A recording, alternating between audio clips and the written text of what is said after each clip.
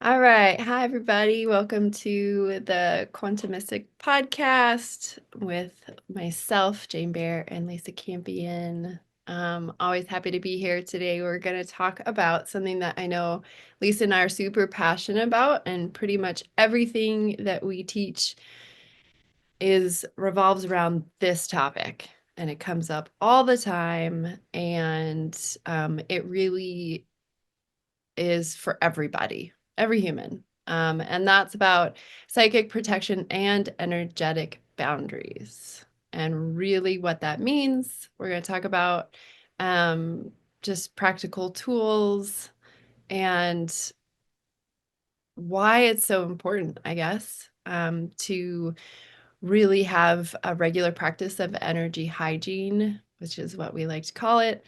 And when we talk about regular practice, we're talking about daily, if not minute by minute, keeping our energies clear and clean. So, welcome. And yeah, let's jump in.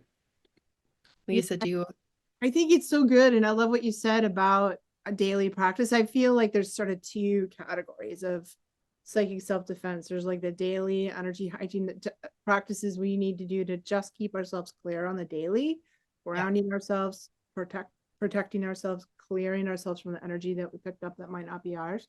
And that's like a brush your teeth, take a shower, eat 3 meals a day, do your energy hygiene practice. Like it's like for me folded into life that way. And then I think the other side is sort of like the extraordinary circumstances we find ourselves in. Like, you know, what do you do if I travel a lot, so I find like I have to clear. It's like we're gonna get the haunted Airbnb, the haunted hotel room. We're gonna, have like um like sort of the things that happen that are sort of outside the normal day to day cleansing we have to do. And so I think it's good to talk about both of that stuff. Yeah, and it's interesting because I think there's different schools of thought, and I know just from my own experience, I have my own experience, but I feel like every interaction, whether with people or environments or thoughts, like you're saying, creates this energetic exchange. And some people believe that's true, some people don't believe that's true. But I feel like when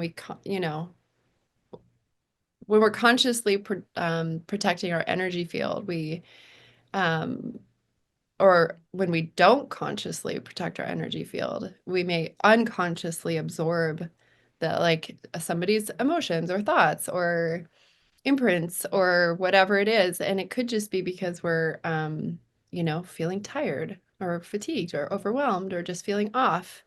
And that could let that guard down. And that actually, those things could be a sign that we did leave our guard down. So, um, you know, I think that that's totally true from my own experience of being a lifelong empathic child of like walking into the grocery store and walking out feeling nauseous and exhausted and needing to lie down and like with no explanation. So I Those, feel like, those big box stores, right? Walmart, Costco, big supermarkets, just kill me. They're just so challenging for me. Even department stores, like thank God when we all started shopping online. I mean, when COVID came and we didn't have to ever go shopping again, I was like, whoop, like that really works for me. I love what you said too. Like I feel like there's sort of two sort of beliefs about this. There's people like us that are like, yeah, that's real, and we get dinged, and so it takes constant work to kind of deal with that. And then I think there are other people who just think it's all love and light, and there's no need for it. And I just am only in the light, so I don't ever need psychic self defense. And Yeah. I just I I don't experience that, and I don't experience that on my clients. What do you think that is? Do you think there are people that don't need it, or do they I just don't know that they don't need it? I think they just don't know that they don't need it. And I feel like that when our consciousness, this is my explanation, when our consciousness grows and expands, we become more sensitive, like our senses become more sensy and spidey. So we feel interruptions. We feel those things, that feeling off, or we feel things that are interfering in our field. Um, but I think that they're always there. And I totally agree. We cannot love and light our way out of it. Um, and it's not like this conversation has the disclaimer of we're not trying to scare anybody. like like it's not about fear, it just is. There's so much unseen. There's so much stuff. There's so much more than what we can see with our eyes. And we know this as psychics, but I feel like everybody kind of senses that there's more, right? And it's not to scare anybody. It's like just part of our whole universe. And psychic interference is such a big topic. And I started my psychic life kind of as a love and lighter and like not really believing any of that stuff. And I'm like, it was the 80s. It was the new age, you know what I mean? Like back then. And there was like kind of this, I had this sort of naive spiritual belief that the evil wasn't real and negative interference wasn't a thing. And I just learned the hard way. And Yeah. through all the client work that I've done, like I didn't believe in curses until I lived in a town where there were a lot of folks from Brazil, and there was this old lady who would put a curse on you. $500, she'd put a curse on you, and for 500 bucks, she'd take it off.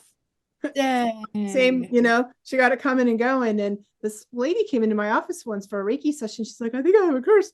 You know, Tia Maria put a curse on me, and I'm like, yeah, she did, because that's not real. And when I looked at her, I was like, oh, crap, I think you do have a car, you know?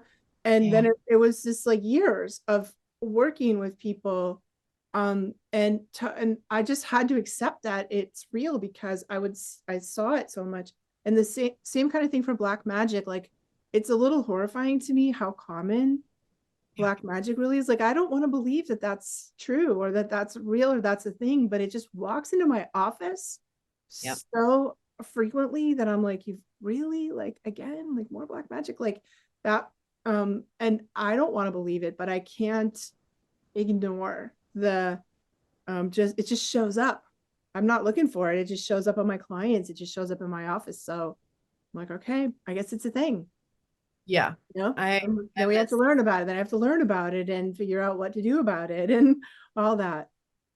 Yeah. I have the same experience of just like, well, I mean I'm seeing this, so it obviously is real and these people are having actual it's impacting their lives in a negative way. And I think that especially with things like black magic and spell casting spells, like, you know, we don't realize how powerful we are, that we don't have to sit down and have like a cauldron and all these, a voodoo doll and all these things that we think that we need to actually conjure black magic. I think that that could be part of it.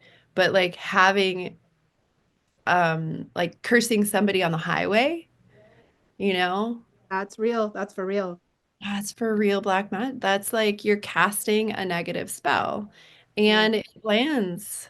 It can land on people. And so I think being really, really conscious of how we are behaving and what we're saying and being responsible for ourselves is like, so we're not adding to that. But yeah, I remember um somebody a man making a comment, and I'm just going to call him a love and letter. I don't actually know this person, but making a comment about, you know, oh, if you're putting up protections, you're actually calling in, you know, these dark forces. If you or like you're believing that there are dark forces that don't actually exist, and I just don't think that's true. I think that dark forces exist. And again, not this isn't a fear-based thing. This is just for as much light as there is in the universe, there's the equal and opposite, right? And so we're going to experience that in different ways. And if you just look at the world, of course, we're going to see it. You just have to watch the news. Like we, you know, we just have to watch the news. And especially on this planet, it's a polarized planet, right? So we have 50% light, 50% dark. Yeah. And that's the nature of planet Earth. That's the nature of most humans. Most Yeah. humans have like 1 foot in the light, 1 foot in the dark, like I do. You don't, I don't think you do, Jane. Like you're really like one of the light workers of the world. There are some people that don't have that. There's some people really are only of the light. It's like 10% of the people, and some people that are really only of the dark. We see them on the news too, right? And but me, like I've like 1 foot in each. So with the dark, in a way, the dark forces, I'm like, yeah, whatever. Of course there are. Like I don't. It doesn't bother me. I always knew that, and I would see spirits from the time I was little. I would see angels, light beings, and I would see shadow things too. And it's like there's sharks in the ocean. They're Right. it. I don't know. Like it's not something that like pretending that sharks. If you believe in sharks, somehow that makes them not exist, or you call them into existence by believing them. Right. Doesn't seem like my experience of the world. Right. Exactly. Yeah. And this protection, psychic protection, energetic protection. It's not about, shutting ourselves off from the world or making ourselves separate. It's more like establishing this like sacred space within yourself and around yourself so that your energy remains whole and untouched by the outside influences. I mean, that's really what it is. It's not that we're saying, oh, we're better than and they're worse than, because even the dark forces are part of the universe. It's not You might bad. jump in the water and swim around with them, Right. but I see this a lot in the paranormal world too, like where ghost hunting and paranormal things and that kind of stuff is a little, I think, appeals to people who want to believe in something more. They want to believe in something outside of reality exists. They're looking for evidence or looking for proof. And I think to me that's a bit like not believing in sharks and then chumming the water and then jumping in to see if sharks are real. Right. You know what I mean? Like, okay, you've found a painful way to find out that sharks are real. And um and I get it, like that sort of titillation factor or that like excitement that there's more to the world than we can see. I get that. Like I've been there and I've done those things. Yeah. And I just think like really good psychic self. I love what you said about boundaries. Like boundaries, a boundary, and a boundary works for on other humans, on spirits. Like once you know how to set good boundaries, it kind of is Mhm. universally applied. Mhm. And if we have weak boundaries, which happen when we have trauma that we haven't resolved yet, and when we live kind of an unhealthy lifestyle, Yep. um, if you live hard and you have tons of trauma, then Mhm. you may be more susceptible to those influences, whether it's other people or the environments we occupy or spirits that maybe don't have our best interest at heart. Yep. We're vulnerable. When we're vulnerable to all of it. And there's much to be said for um doing the inner work to clear our inner trauma and then building up the layers of our energy field so that we have this kind of natural protection bubble around us. And I think actually that's liberating. So for me, that means that I can go, do what I got to do, get on an airplane. Airplanes are so hard for me, Mhm.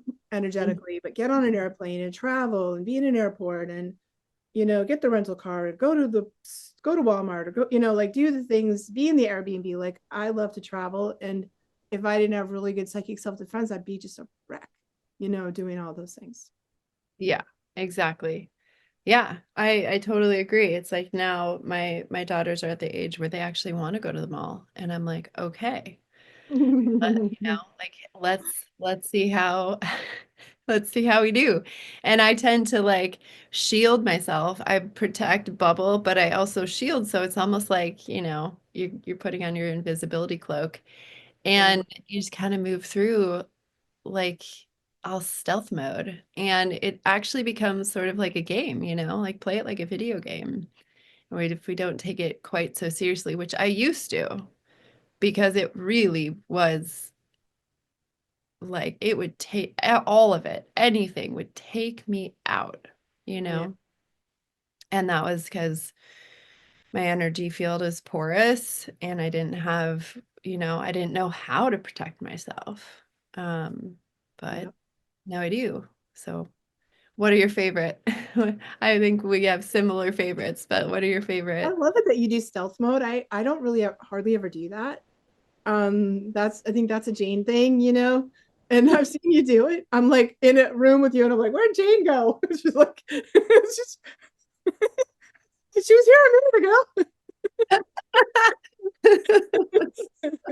I don't have that so much. I just am more. I'm like because I have more warrior in me. I kind of like what martial arts, you know. I'm like I kind of armor up, and Yeah. I'm like, all right, you know, don't even try it. And that's a little bit more my way, but I think it's having an um really for me connecting deeply with the energy of the earth and pulling the earth energy up and then connecting with the energy of heaven or the divine energy, kind of pulling both in and then Yeah. expanding that light out through my whole, it's like the expanding soul point, meditation that I teach my psychic students. When because I notice it's like if I have gaps or holes in my energy field or rips or tears, it when there's a dent in there, that's when things get in. And if I'm radiating light out through all the areas of myself, then it's like if you turn the water on and water's coming out of the faucet, nothing can get up in the faucet. And to me, that's kind of like my ultimate Hmm. defense practice. I also feel like it makes me more visible though. It makes me more like magnetic or like charismatic. Like people will be like, what's that light over there? And Hmm. that um tends to like, then I get the upgrade on the plane in the plane, or I get the queen of the upgrade when we travel. I'm like, I got upgraded, yay. Um, but that's how I handle it more, is to just go into light mode in a Yeah. way. And then I don't have the issues that I did. I've never tried stealth mode, but I don't think I have the constitution for it. Mm. And I think there are times where, and I look back because you taught me a great technique, which is to puff out your compassion, and that was in dealing with people who like I could just feel that all of their loose boundaries and Yeah. coming towards me and and that would like trigger an old fear, right? And so it would come into my space. But if you immediately puff out your compassion, it's sort of that same Yeah. idea. And it's funny because I think back to I traveled so much all over the world in my 20s, and actually I was like that light. Like I would actually just I would be like this is such a great analogy of turning on the faucet on all the way, and just allowing that to kind of push everything out. And I think that was my technique. And now traveling with my daughters, I think I become a little more protective. I think Mm, is what I realize is the change, and I didn't realize that until just now.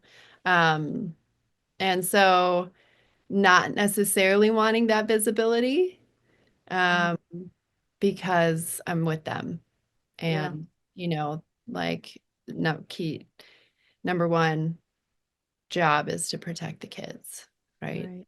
Um, Your daughters are super luminous. yeah, They're such incredible star seed light beings, yeah, that yeah. they probably really need that protection. Yeah. So I've changed my ways a bit.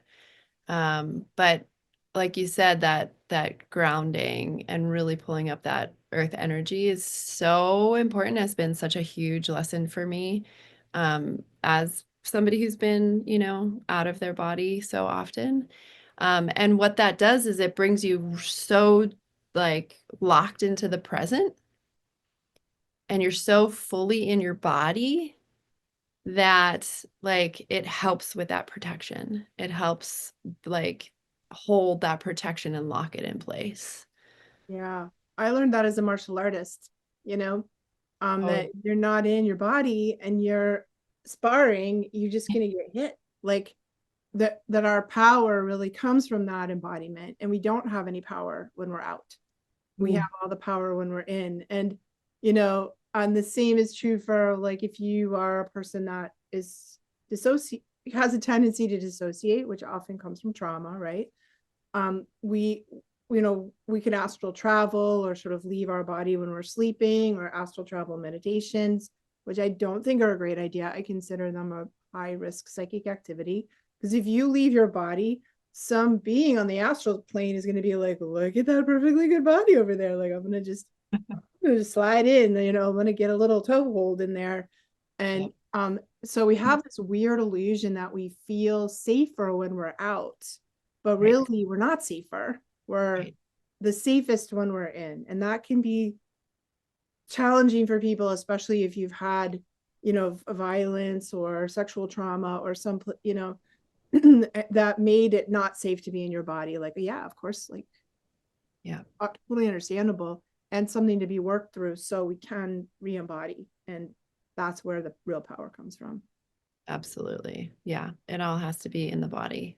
Yeah. Um, and then I feel like once you're in the body, there's like the shielding and the, creating the energetic boundary around your body and really focusing, I think, drawing your energies in so that they're close in instead of like sometimes we walk around and our energies are like 6 feet, 10 feet, or just taking up all the space. And Yeah. that's loose energy boundaries. So drawing them in, um, and we've learned like 6 inches from our physical body. And then, imagining whether it's like a light bubble or a mirror shield or like a colorful shield or whatever it is, they all sort of have different qualities to them. I've learned, mirroring is going to be very different than like I love a fuchsia bubble when I go out into Interesting. lots of people. You can go full camouflage, you know. Yeah, fuchsia bubble works for me. But you sort of whatever you visualize that sphere of light or whatever it is, I think that's really, really helpful. Yeah, great. Yeah, and that imagining the bubble. So our um imagination and our intention, really, because imagining is kind of intending, our energy field responds really well to our intention. And Yeah, so when you intend it to be closer in and more solid, that's especially important if you're an empath. And I wrote a whole book about this topic called Energy Healing for Empaths, that literally wrote the book on it. yeah, that goes really deep into, well, what does that mean, and how do we actually do that? um you know, it's, I think it's changing the habit of being very porous to being more boundaried. And it is a habit that you know, kind of like going to the gym, like you do it every day. I do it a little bit every day, and over time that part of your field gets stronger, and we change the habit of being a sponge into being more boundaried. And that's has, I think there's liberation there, because that's when we can kind of get off the couch and, you know, leave your house and interact with other people. And, you know, I wrote it because I found, especially for empaths, there's kind of this catch 22 where until we learn how to manage our energy, we can't fulfill our purpose. You Yeah, know, and we're called in, so many empaths are called to be healers or service work or caretakers. And how that puts us in the line of fire, puts us in energetically difficult positions. Like maybe you want to do hospice work, maybe you want to work in a hospital, maybe you want to work with people that are really having a problem. And then if you don't have that, just that basic skill of how to protect yourself, you can't do it. And then we have like deep depression, or, you know, spiritual depression, kind of around, well, I can't fulfill my purpose, right. you know. And that's tricky. That's tricky. So learning those things changes, I think, everything. It is a game changer for us. The more sensitive and empathic you are, the more important it is to learn those daily techniques. It changes your, you know, ability to be in the world, to do, fulfill your purpose, to show up in your relationships and your life in a different way, right? Mhm, You mhm. know, where we feel really more empowered and have more agency and more sovereignty, and Mhm. you know, can just more sort of fortitude and resilience to deal with whatever life is dishing. Yes, beautifully said. So important. Um, and I feel like we touched on it a little bit, but boundaries, whether it's like learning your own personal, like what your body feels like. So the energy check-ins, I think, is really a great practical tool. Just like tuning into your body multiple times throughout the day and notice like where do I feel heavy? Where do I feel tense? You know, where do I feel like I don't know, like it, you could almost feel like coolness or heat or whatever. And just learning how to do that is a really important practice. And you know, the more that you do that, the easier it becomes.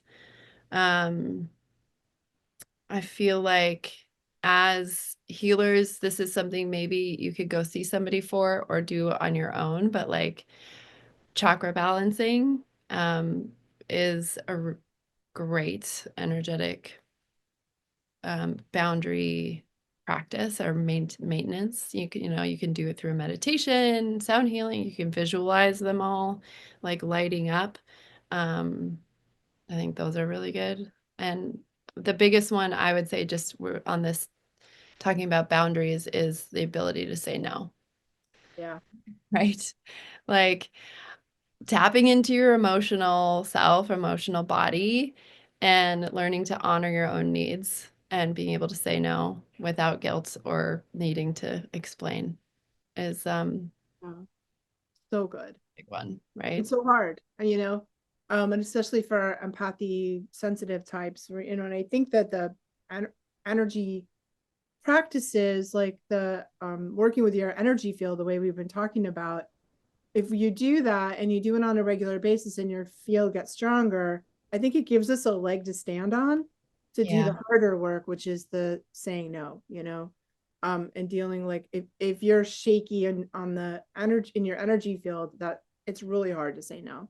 But once absolutely. you have that sort of more like, you're inside your own energy and it's strong and clear, then it's easier. So I think starting with the daily hygiene practices Mhm. helps us do the harder thing. Because if you can't feel yourself, if you can't feel, you're out of your body and you can't even feel who you are, what your needs are, or where your yes or no even is, then that's almost impossible. True. So we get into like, okay, I'm here, I'm in my body, I feel my emotions, I feel my thoughts, I feel my spiritual self, the four bodies. We get into that, then we know where we're at and how everything else becomes easier after that. And I do the practice like in the morning when I wake up, I go through you and I do the same clearing protocol, like a pretty comprehensive energetic clearing Mhm. practice.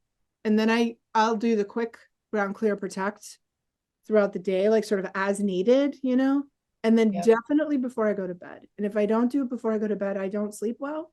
I Yeah. have nightmares. I have so doing it before bed and some meditation makes sense. Like you don't want to open up to the astral and the subconscious world unless you're really clear and boundaried in sleep. Yeah, it's really good to do that way.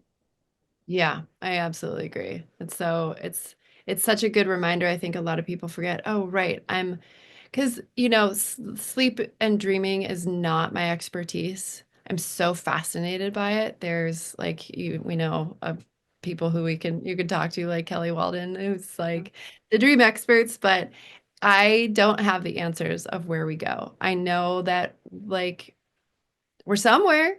There's a lot happening, some more than others. I'm not a big dreamer, but sometimes I have like really profound dreams, but mostly I don't remember them. But there are people who do. I do And I every single night, all night. really, Yeah. yeah. And I lucid dream pretty much I all night. would say that again. I lucid dream all Yeah. night. Oh my gosh. I don't know. I'm so glad I'm not one of them. I don't like I'm so sleeping. I don't like sleeping, Jane. I'm glad. like, oh my God, sleeping is so exhausting. That's why I Yeah. wake up early. I just dream my head off and I wake up early every morning because I'm dreaming a dream and noticing that I'm having the dream while I'm having the dream. And I just like, this dream is dumb. I'm getting up. Oh my God. I'm so glad That's that I don't. every single day. I'm like a puppy. I need sleep. So I'm so grateful that I just sleep. But I do wake up and sometimes feel totally crummy. And Mm, I'm like, what was I doing? What was that? Why do I feel like such crap?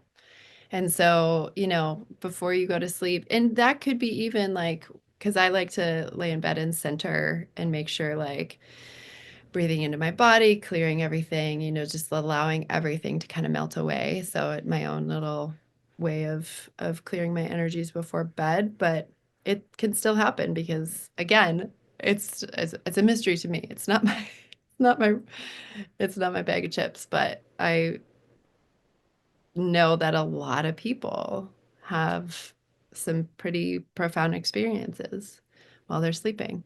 yeah. Yeah. Um, Mm.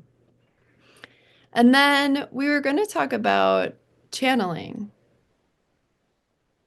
Do we want to bring that up in this Let's talk today? about that in another one. I feel like that's worthy of a whole its own topic. Yeah. And it, feels like it's almost time to wrap up this conversation, but I think we should talk about channeling in a different when it's good and when it's dangerous and how to tell the difference. It's a worthy, I think, worth of its own, you know, I agree. dedicated And time. the tie-in was that, you really have to have majorly strong energetic boundaries around channeling. And so that's, stay Yeah. tuned because it really is a big topic. Yeah. It's super important one. So I guess sort of the takeaway on this one is do your energy management practices every day. Find something that works for you Yeah. to ground yourself, to be embodied, to clear the energy you picked up from other people, to reset your boundary, your energy shield.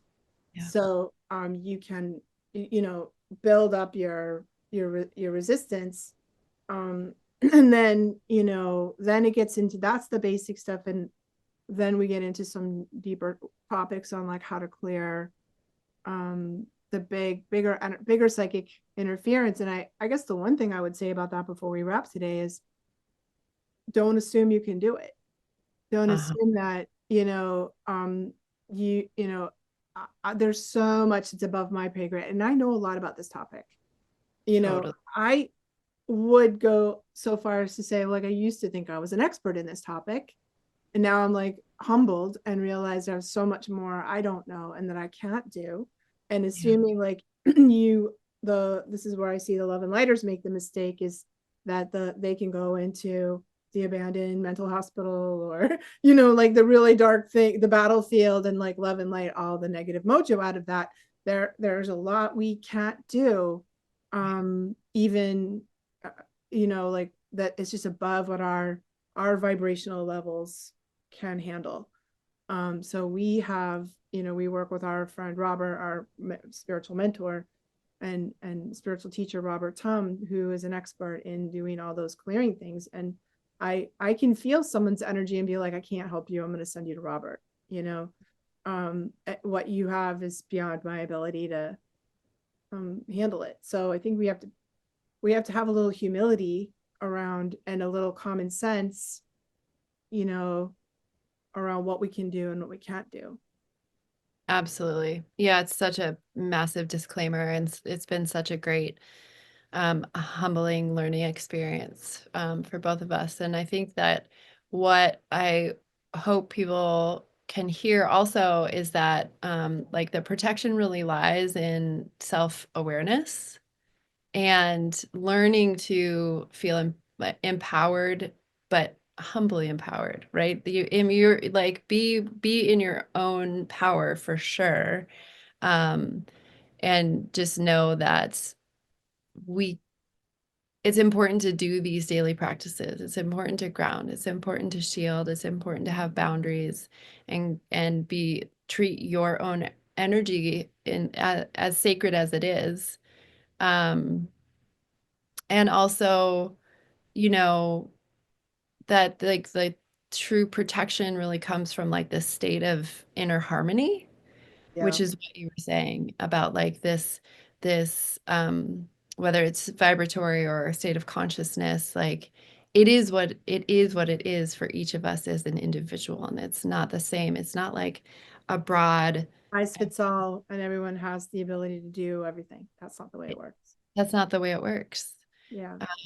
And so, like we were talking about, the amount of light that you can either hold within yourself is sort of equal to the amount of whatever dark that you can like clear out of your own system.